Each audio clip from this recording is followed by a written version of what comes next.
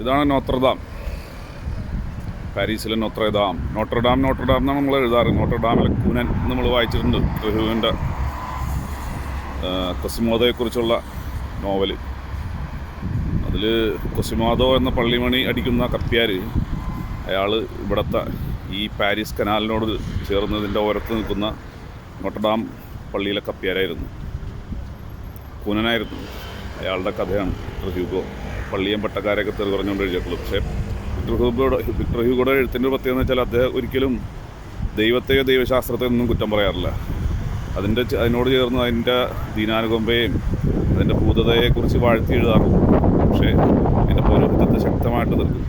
എനിക്ക് തോന്നുന്നു അലി ശരീഅത്ത് മതത്തിനെതിരെ എന്നുള്ളതൊക്കെ എഴുതുന്നത് ഈ ഇവിടുത്തെ ഒരു ഈ മണ്ണിൻ്റെ ആത്മീയതയോടുള്ളൊരു ഇഷ്ടവും പൗരോഹിത്യത്തോടുള്ളൊരു വെറുപ്പും, അത് ടോൾസ്റ്റോയ് ഇവിടുത്തുകാരനല്ലെങ്കിൽ ടോൾസ്റ്റോയെയും വിക്ടർ നമ്മൾ വായിച്ചിട്ടുള്ളൂ.